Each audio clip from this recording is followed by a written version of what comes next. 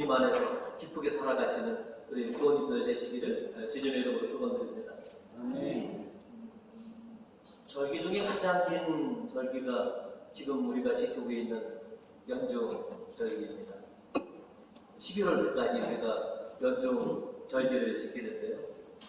이제 연중 지난주에 본 이제 연중 초입입니다.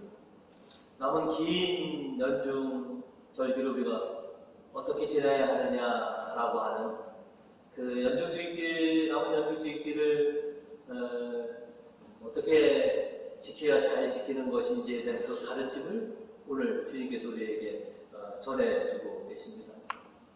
또 다른 측면으로 이렇게 본다면 우리가 지금껏 신앙생활을 하시고 짧게는 몇 년에서 길게는 수십 년 동안 신앙생활을 해오셨는데 앞으로 주님의 뜻이 이루어지는 그 날까지, 하나님의 나라가 이루어지는 그 날까지 우리가 이 긴 신앙의 여정을 어떻게 지켜와야 하는지에 대한 그 가르침을 실은 오늘 우리에게 전해주고 계신 것이기도 합니다. 그래서 앞으로 이 연중, 또 앞으로 주님의 뜻이 이루어질 때까지 우리가 어떻게 제자로서 살아가야 하는지에 대한 그 가르침을 주시는 것이죠. 그래서 오늘은 제자들의 마음가짐이라고 하는 제목으로 교님들과 은혜를 나누고자 합니다. 오늘 말씀을 통해서 성경이 저희에게 먼저 고면해 주시는 것은 마음을 굳게 먹어라 라고 하는 것이죠. 예수님께서는 우리들에게 제자로서 살아가기 위해서는 우선 마음을 너희가 굳게 먹어야 한다 라고 이렇게 가르쳐 주십니다. 마음을 굳게 먹고 신앙생활을 하는 것이 제자들의 삶이다라고 하는 것이죠. 그런데 일단 제자로서만 살아갈 때 마음을 굳게 먹어야 하느냐라고 하면 그렇지 않습니다. 여러분들 기타 여러 가지 일을 새로 시작할 때, 어떤 중요한 일을 시작할 때 실은 우리가 마음을 굳게 먹어왔습니다.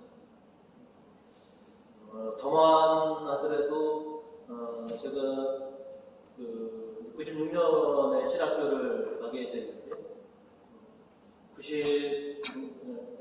86년에 갔는데 85년 겨울에 이제는 신학교를 가기 위해서 이제 부모님하고 얘기하고 시부님하고 상담하고 할 때 신학교를 입학하는 데 있어서 마음을 좀 단단히 먹어야만 했습니다.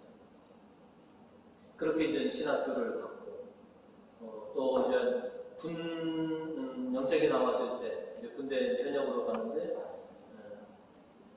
마음을 좀 단단히 먹어야지 30개월 군 생활을 할 수 있기 때문에 지금도 군 입대하는 우리 젊은 친구들 마음을 좀 단단히 먹는 것처럼 저도 그랬습니다.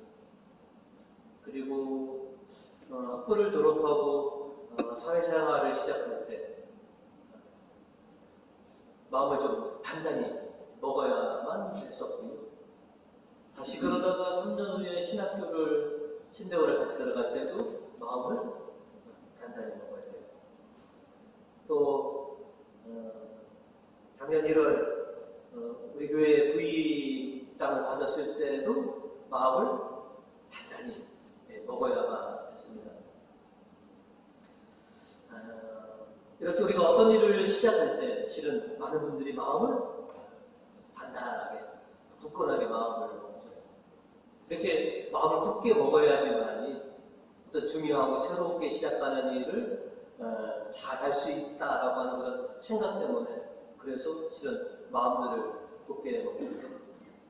실은 우리들만 이렇게 어떤 일에 있어서 마음을 굳게 먹는 것은 아닙니다. 예수님께서도 공생애 중에 마음을 굳게 먹으셔야만 했던 그런 순간순간들이 계십니다. 오늘 복음 51절로 예수께서 하늘에 오르실 날이 가까워지자 예루살렘에 가시기로 마음을 정하시고 라고 우리에게 기록하고 계신다는 것이죠. 예수님께서 이제 당신의 때가 되셨음을 아시고 마음을 굳게 잡으셨다라고 하는 것이죠. 그래서 이제는 예루살렘으로 올라가자라고 이렇게 여정을 잡으신 것이죠. 아버지 하나님의 뜻을 이루기 위해서 아버지께서 원하시는 대로 당신께서 사역을 마무리하시려면 예수님 당신도 마음을 굳게 먹으셔야만 한다는 것이죠. 또 오늘 이독서로 바울로 사도께서도 오늘 1절로 그리스도께서 우리를 해방시켜 주셔서 우리는 자유의 몸이 되었습니다. 그러니 마음을 굳게 먹고 다시는 종의 멍에를 매지 마십시오. 예수님을 통해서 자유의 몸이 되신 구원을 받으신 여러분, 마음을 굳게 먹으셔야만 됩니다. 그래야지 여러분이 과거로 되돌아가지 않습니다. 그래서 바울 사도도 신자들로 하여금 마음을 굳게 먹으셔야 합니다 라고 이렇게 요청하고 계신 것이죠. 예수님도 그러셨고 사도들도 그렇고 또 우리도 여태까지 경험해 봤지만 신앙생활을 한다는 것, 주님의 제자가 된다는 것, 또 제자로서 살아가야 된다는 것, 마음을 우리가 굳게 먹지 않으면 안 되는 일들이 많기 때문에 그렇습니다. 그래서 신앙생활을 하면서 또 여태까지 여러분들 보시면 참 마음을 단단히 먹어야 했던 순간순간들이 참 여러분 경험 속에 있었고 또 지금도 마음을 굳건하게 먹고 지금 어떤 일들을 매진하고 계시기도 있을 것입니다. 오늘 일독서에서도 이렇게 보시면 엘리야 예언자가 승천하시기 전에 그의 수계자와 같았던 엘리야 예언자가 아주 굳은 의지를 스승에게 보입니다. 이제 그만 따라와라. 다른 수련생들과 더불어 너도 여기 남아있어라 라고 했을 때 엘리사 예언자는 자신의 이 굳건한 마음을 이제 스승에게 전합니다. 오늘 2절로 보시면 엘리사는 결코 안 됩니다. 스승님께서 돌아가시기라도 하신다면 모를까 절대로 스승님과 헤어질 수는 없습니다. 이렇게 굳센 마음으로 절대 저는 스승님과 헤어질 수 없습니다. 이처럼 제자의 길을 가기 위해서는 마음을 굳게 먹어야만 된다는 것을 오늘 성경은 우리에게 가르쳐주고 있습니다.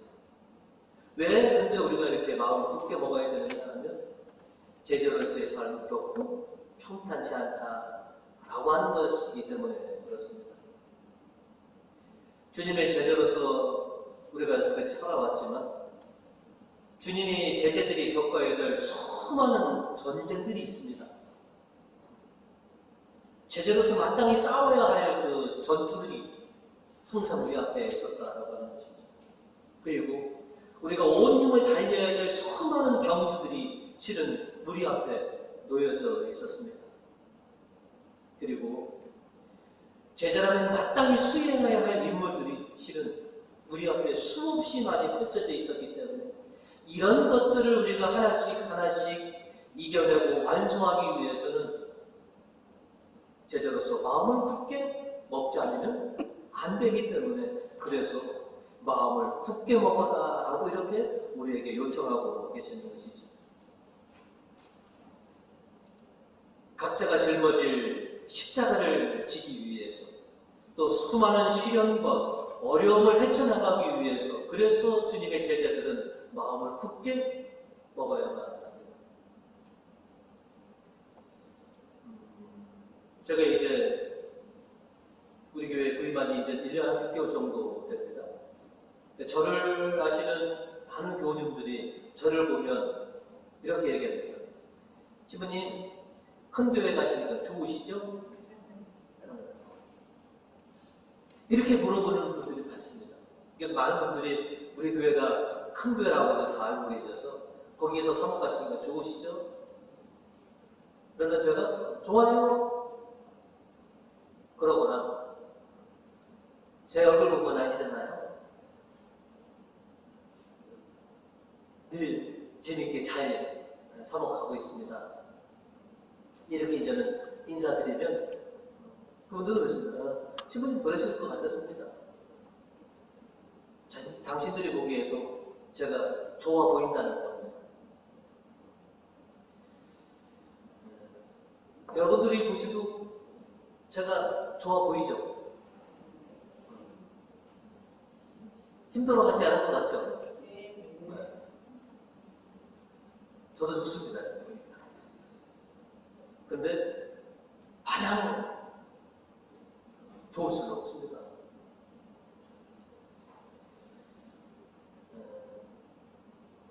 이런 말이 있죠. 왕관을 쓰려는 자, 그 무게를 견뎌라.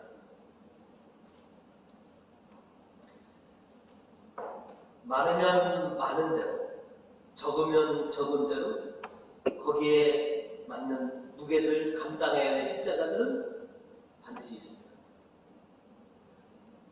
큰 교회 가시니까 좋습니다. 그러나 큰 교회는 그만큼 십자가가 더 많습니다. 특히나 우리 교회는 우리 교회에서 제일 넓어요. 그죠? 넓으면 넓을수록 감당해야 될 그런 무게들이 있습니다. 이거를 감당하지 않고 그저 그냥 편하게만 있으려면 그건 있을 수가 없습니다. 그거를 즐겁게 나의 사명으로 내 일이라고 받아들여야지만이 그래야지만이 사목이 즐거운 것이죠. 간혹가다 저는 교회들을 얘기합니다. 사목 생활을 편하게 하려면 큰 교회를 소망하지 마라. 신자가 많으면 많을수록 십자가와 무게는 그에 비례합니다. 교회 터가 넓으면 넓을수록 할 일과 무게가 비례합니다.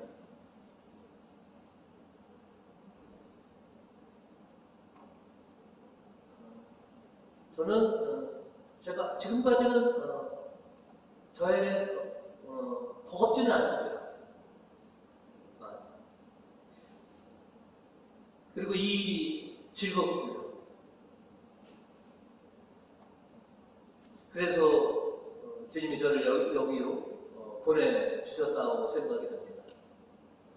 감당할 수 없는 것, 도저히 짊어질 수 없는 그 무게와 십자가를 주님께서는 절대 주어지시지 않습니다.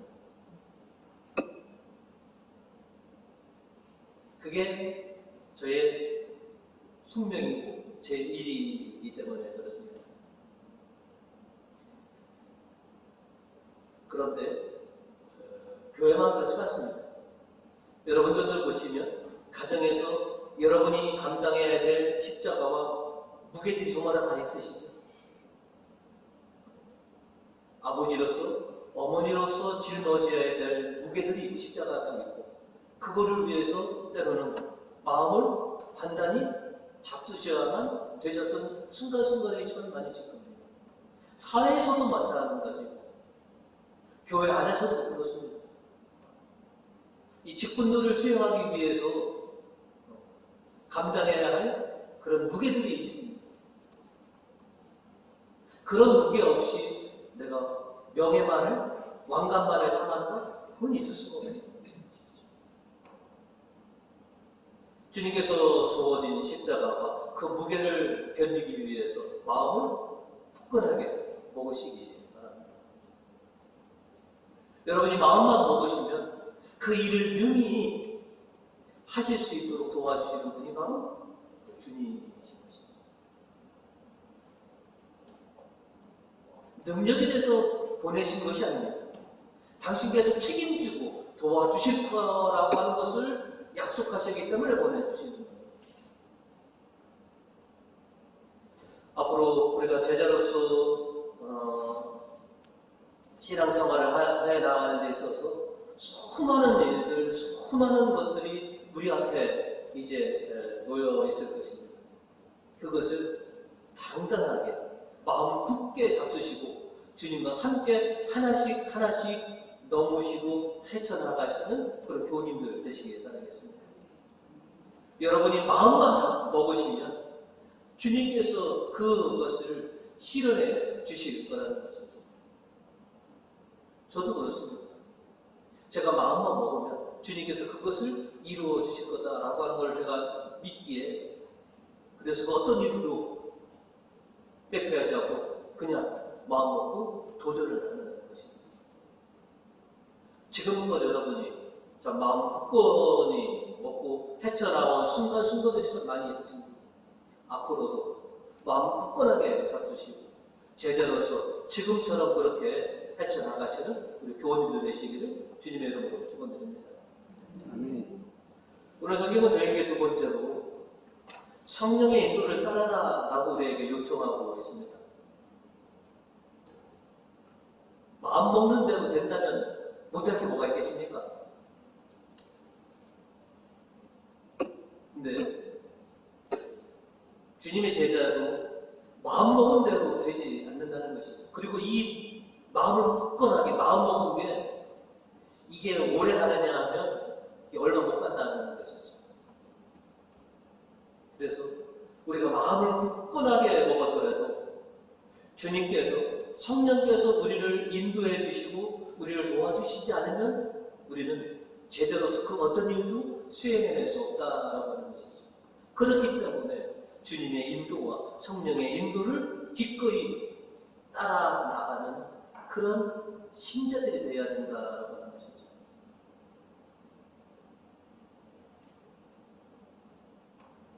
저와 여러분 항상 성령께서 우리를 인도해 주는 대로 그렇게 따라가겠습니다 라고 고백하였고, 그렇게 우리가 이렇게 따라왔습니다. 바울 사도가 오늘 이독서 16절로 우리에게 이렇게 말씀하십니다. 내 말을 잘 들으십시오. 육체의 욕심을 채우려 하지 말고 성령께서 이끄시는 대로 살아가십시오 라고 이렇게 우리에게 권고하고 계십니다. 사랑하는 교우 여러분, 성령께서 이끄시는 대로 그렇게 여러분이 따라오셔야만 합니다. 18절로 성령을 따라 사는 사람은 율법의 지배를 받지 않습니다 라고 이렇게 우리에게 힘주어 말씀하고 계십니다. 주님의 제자로서 진리의 길을 걸으며 주님의 뜻을 이루기 위해서는 우리는 그래서 성령의 인도를 따라야만 합니다. 그리고 우리가 소망하는 그런 은총들을 누리기 위해서 풍성한 결실들을 우리가 수확하는 그런 기쁨을 우리가 누리기 위해서 성령의 인도에 우리가 기꺼이 따라야 한다는 것이죠. 교우님들도 지금껏 이렇게 경험해 보셨지만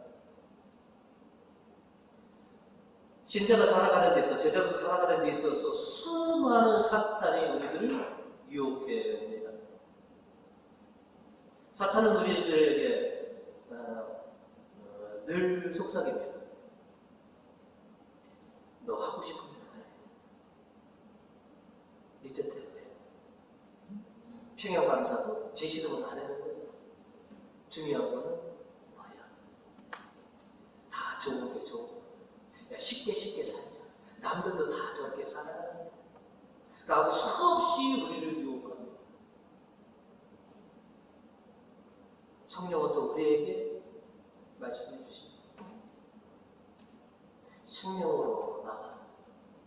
아버지 하나님의 말씀으로 나와라 라고 성령도 우리를 인도해 주고 계십니다.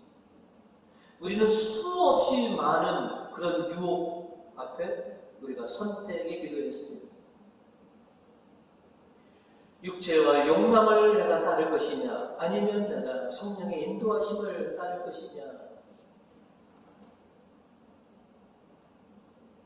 이런 유혹을 이기고 성령께서 원하시는 대로, 하나님께서 원하시는 대로 성령의 인도에 따라서 살아가기를 그렇게 바라시고 계신다라고 하는 것이죠. 오늘 시편 20절은 우리에게 이렇게 얘기합니다. 주님은 양떼처럼 당신 백성을 모세와 아론의 손에 빌어 인도하셨습니다. 그 200만에 이르는 이스라엘 백성들을 아론과 모세를 통해서 약속의 땅으로 인도해내신 그 하느님이 이제 우리는 주님을 통해서 성령을 통해서 우리를 인도해주고 계십니다. 내가 너희를 위해서 예배한 그 약속으로 나와라. 바울 사도는 갈라디아 교인들에게 얘기합니다. 예수님께서 당신을 바치셔서 여러분에게 자유를 안겨주셨습니다. 그 자유의 의지로 여러분이 누구를 따를 것인지 여러분이 선택해야 되는 것이지. 여러분에게 생명과 자유를 준 예수를 여러분이 따를 것인지, 아니면 예전으로 돌아가서 육체와 이 욕정을 따를 것인지 여러분이 결정하셔야 됩니다. 다만 저는 권고합니다. 여러분 성령의 인도를 따르십시오 라고 그렇게 바울 사도는 갈라디아 교인들, 아니 오늘 우리들에게 그렇게 권고하고 계신 것이죠. 누구를 믿고 누구의 인도를 따라서 살아갈 것이냐 라고 하는 것이죠. 주님은 항상 저희들이 당신을 따르는 인생들이 되기를 원합니다. 성령을 따라서 이제 생명과 하나님 나라로 이르는 그런 우리들이 되기를 그렇게 요청하고 계시기 때문에 지금도 진리로 생명으로 나오십시오. 하나님께로 나오십시오. 하나님 뜻대로 그렇게 여러분 살아가셔야 됩니다 라고 성령께서 우리를 인도해주고 계십니다.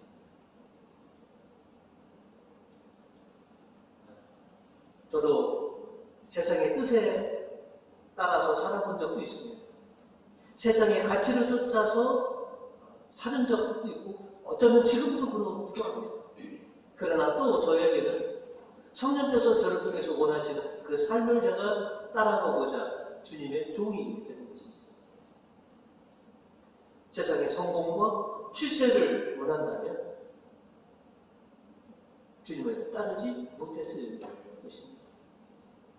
이제 주님이 우리들에게 요청하십니다. 성령을 따르는 삶이 되어라.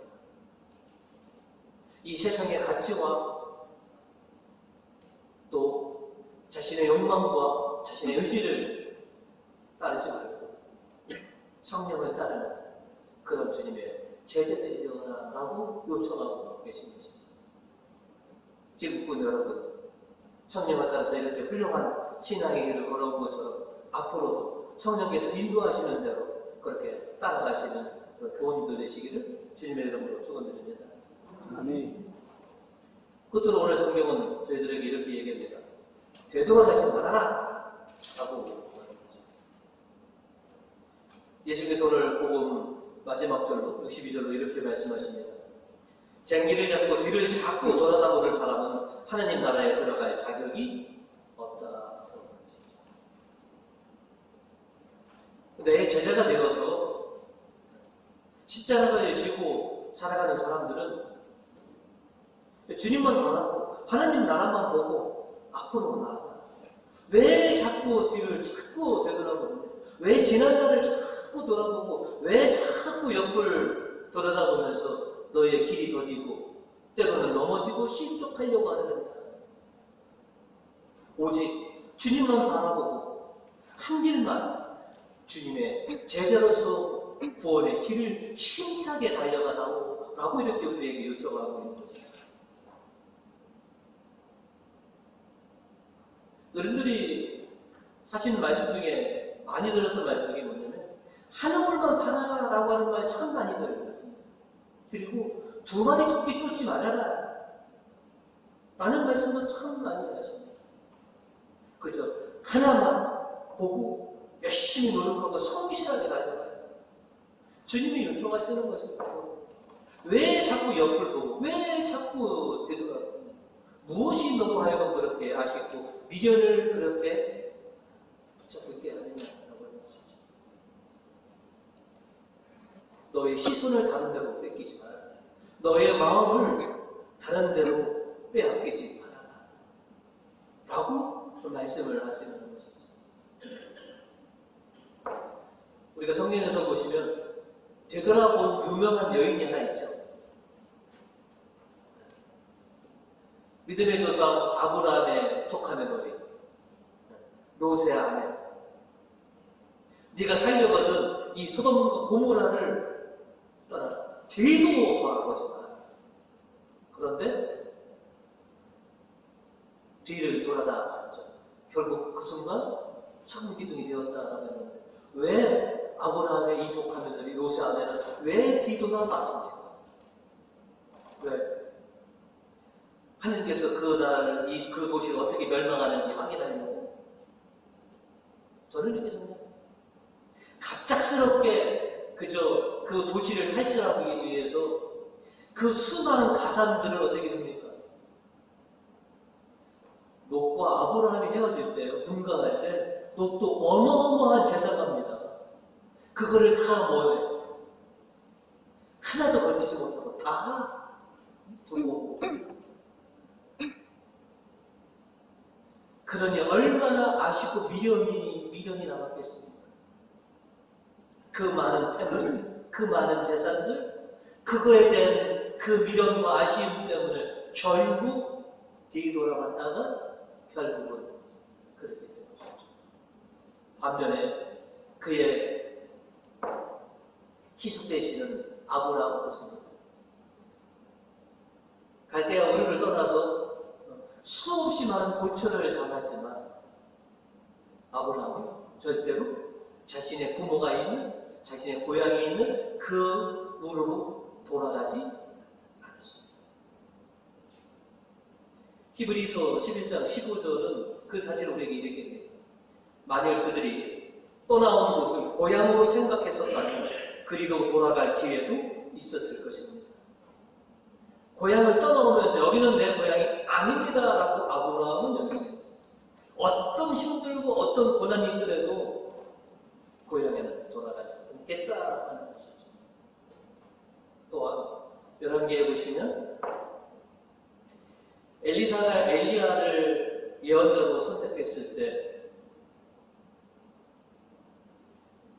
잠시 저와 같이 집에 가시죠.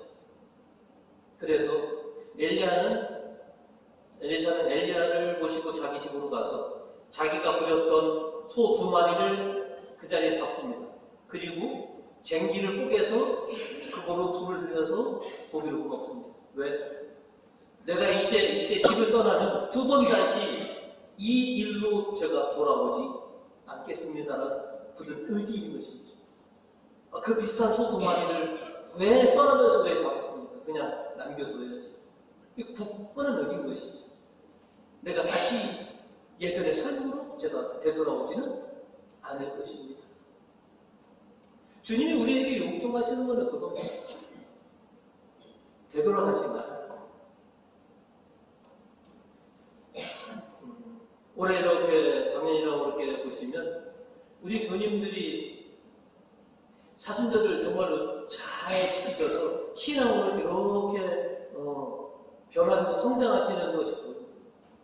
그리고 부활절을 통해서 많은 신자들이 그렇게 변합니다. 그리고 이만큼 올라왔던 신앙들, 뜨거웠던 그 신앙들이 연중에 들어가기 시작해서 뭐냐면 조금씩 해서 어디로 달아오시느냐 하면 사순절 전후로 회개하시는 분이 상당히 많습니다. 이 패턴이 매년 반복되는 분들이 계심을 저는 합니다. 사순절이나 부활절을 통해서 신앙이 이만큼 올라오셨다가 연중 이 긴 연중 지키시면서 다시 신앙이 원래 있었던 대로 돌아오고, 그러니까 맨날 더 수십 년이 지나오셨더라도 언제나 그 자리. 그래서 오늘 요청하는 겁니다. 여러분들이 그만큼 성장하고 변화된다. 신자 제도 공부를 통해서 여러분이 이제 새로운 시각으로 변화되시는데 이제 이 연중 시기에 다시 후퇴하지 말아라. 다시 되돌아가지 말아라라고 하는 것이죠. 그냥 지금 이 신앙으로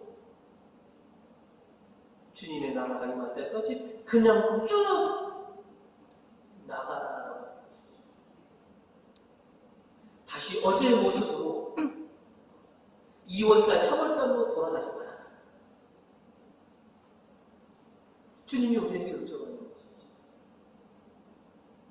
이만큼 했으니 내가 사순절도 잘 지키고 부활절기도 다 지켰으니 이제 좀 쉬지. 이제 쉬엄쉬엄 하지. 이 상태로 돌아가지 말아라. 주님이 원하시는 거. 주님이 우리를 어떤 경지까지 끌어올리실 것인지 그거를 기대하시고 나가보시기 바랍니다. 저도 모르겠습니다. 주님께서 여러분을 얼마나 굳건한 신앙으로 끌어올리실지, 얼마나 높은 경지로 끌어올리실지 오직 주님만이 아십니다. 여러분이 그저 주님만 믿고 주님께서 인도하시는 것에 순종한다면 주님은 여러분에게 그 놀라운 신앙의 경험들을 체험하게 해주실 거라는 것을 믿습니다. 지금껏 굳건한 신앙으로 마음을 단단히 잡수시고 지금껏 여러분이 오셨다면 앞으로도 마음 굳건하게 잡수시고 주님께서 여러분을 어떤 경지까지 올리실지에 대한 그런 희망으로 제자의 삶을 살아가시는 우리 교우님들 되시기를 주님의 이름으로 축원드립니다.